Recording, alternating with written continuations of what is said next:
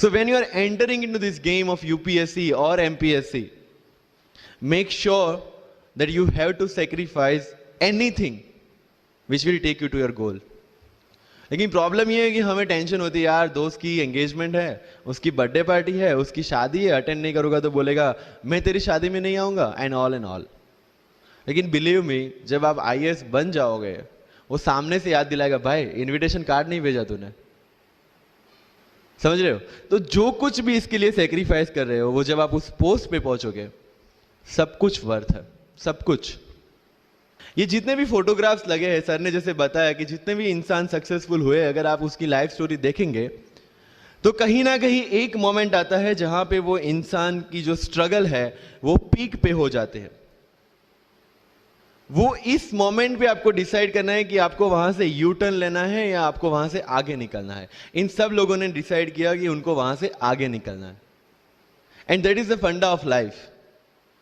Success उन्हीं को मिलता है जो इस स्ट्रगल वाले मोमेंट से आगे निकलने की सोचता है.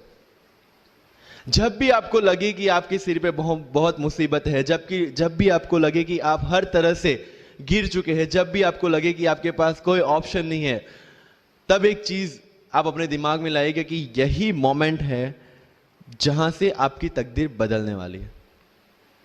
क्योंकि डायमंड जो होता है वो जितना ज्यादा घिसता है उतनी ज्यादा उसकी वैल्यू होती है.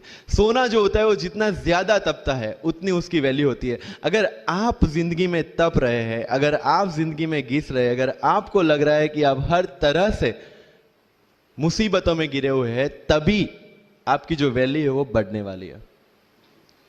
और यही मेरा एटीट्यूड रहा है. लोग बोलते हैं कि तुम्हारी फाइनेंशियल कंडीशन ठीक नहीं थी, पापा इलेक्ट्रिशियन थे, मम्मी हाउसवाइफ थी, डायमंड के कारखाने में काम करती थी, उसके बाद उन्होंने मैरिज में रोटियां बनाने का काम किया और उस तरह से मैं पढ़ा. लेकिन जब मुझे पूछा जाता है कि ऐसी कौन सी चीज है आपकी लाइफ में जो आप बदलना चाहते हो, एंड आई सेड नथिंग. क्योंकि अगर वो चीजें नहीं होती मेरी लाइफ में तो शायद आज आपके सामने में नहीं होता. तो अगर लाइफ में प्रॉब्लम्स है, अगर लाइफ में स्ट्रगल है, जैसे सर ने बताया struggle is a part of life, and I strongly believe in that. क्योंकि अगर हम दिल्ली में थे, मेरे दोस्त के साथ में निकला बाहर घूमने, तो बोलता है यार ऐसी लाइफ चाहिए, कोई मगजमारी नहीं, आराम से बैठते पूरे दिन एसी वाले कमरे में, बहुत सारे पैसे है और कोई टेंशन नहीं, ऐसी लाइफ चाहिए मुझे. मेरे पास ऑप्शन है. बोलते क्या? बोला देख सामने ATM का रूम दिख रहा है, एसी वाला कमरा है, बहुत सारे पैसे, कोई मगजमारी नहीं, जॉब ले ले. क्यों IAS IPS में दिमाग खराब कर रहा है? अगर स्ट्रगल नहीं चाहिए तो you have to compromise with that life. जब भारत वर्ष का सपना चंद्रगुप्त ने देखा, चाणक्य ने देखा, और उस भारत वर्ष को बनाने के लिए जब ये संघर्ष जारी था, और तब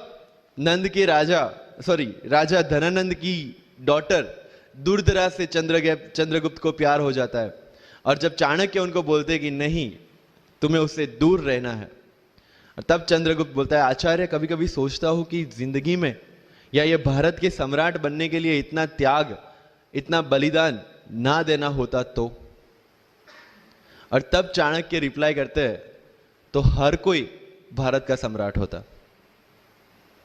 this is the fundamental rule of life. UPSC सिर्फ आपका नॉलेज चेक नहीं करता.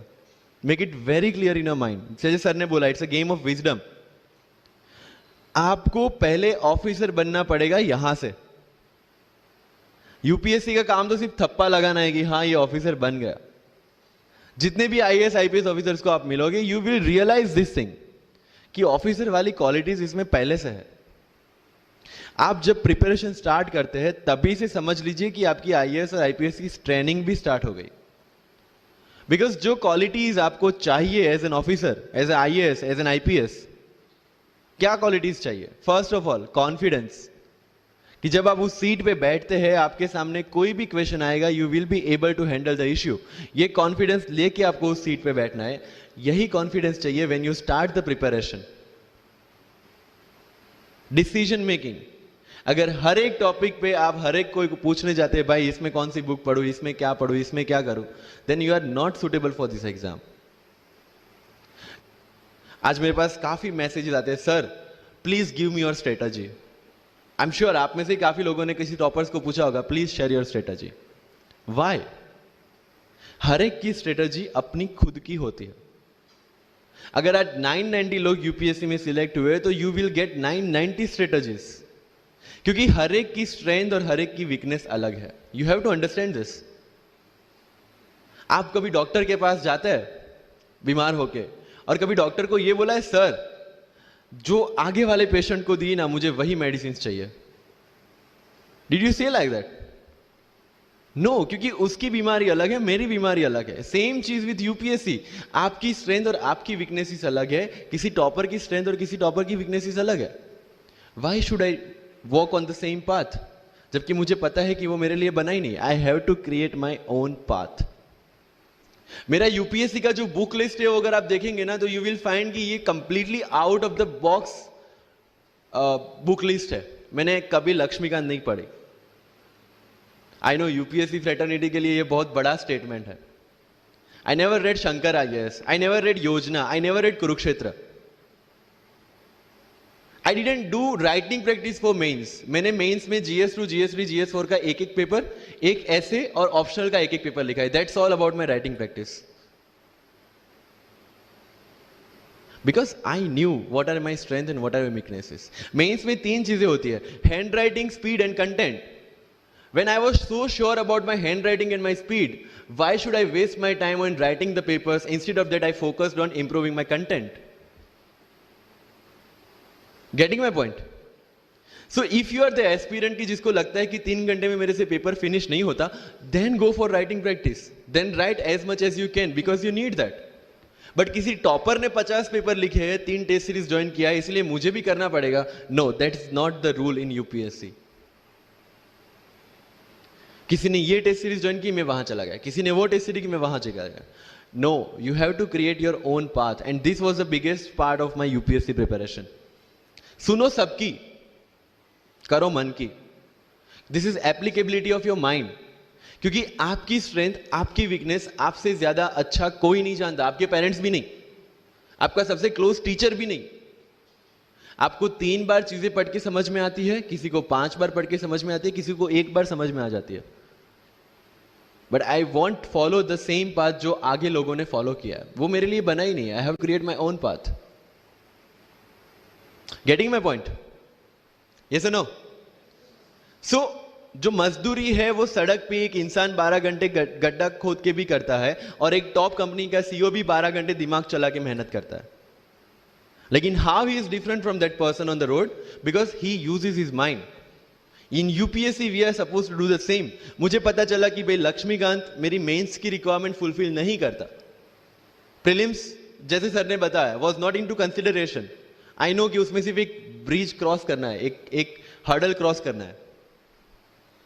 अगर मैं प्रीलिम्स में 180 भी लेके आया, 190, इवन 200 भी लेके आया, तो मेंस में तो मैं सबके बराबर ही खड़ा हूं। Why to waste your time and energy on something which is just qualifying?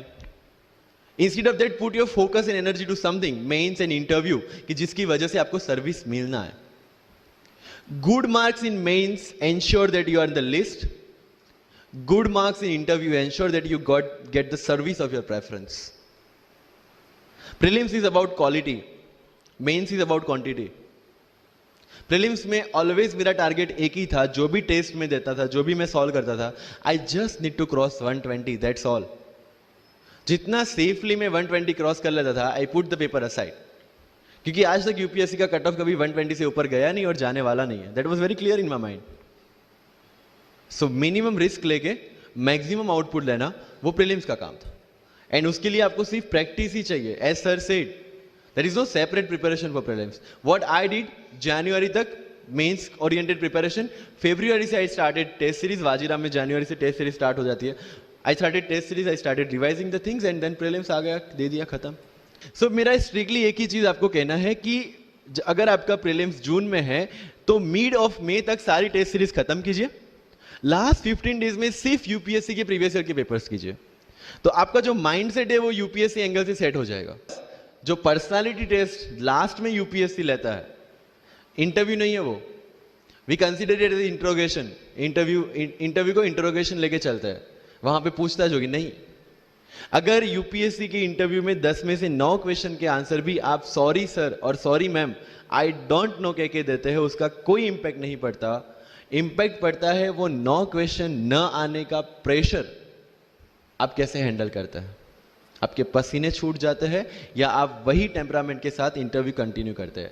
Marks उस चीज के, मार्क्स है आपकी सोच के। एक ऑफिसर के तौर पे जब आपको आईएएस या आईपीएस की सीट पे बिठाया जाएगा, how will you treat the citizens of this nation? What will be your attitude to each and every person who is going to come and meet you? These things are being tested during UPSC interview. और इस सारी journey में अगर सबसे important कोई चीज है तो that is your learning attitude, और not for UPSC, for life even. Because when I am speaking in front of you in Hindi and English, to be very clear, I belong to rural background of Gujarat, और मेरा study जो हुआ है वो पूरा Gujarati medium में हुआ है, गवर्नमेंट स्कूल में। 12th तक का स्टडी मेरा गवर्नमेंट स्कूल में हुआ है, गुजराती बोर्ड में, गुजराती मीडियम में। And yet I can give my UPSC interview in English in Delhi and score such marks. Where did it come from? कहां से आता है ये? मुझे अभी भी याद है, मेरा college National Institute of Technology Surat था, जहां पे मेरे साथ जो पढ़ने वाले बच्चे थे वो सारे सीबीएसई आईसीएसई वाले थे, और मैं एज ए एलियन वहां पे पहुंचा था, क्योंकि तब मुझे पता चला कि मैकडी जैसा भी कुछ है और उसमें बर्गर जैसा भी कुछ मिलता है।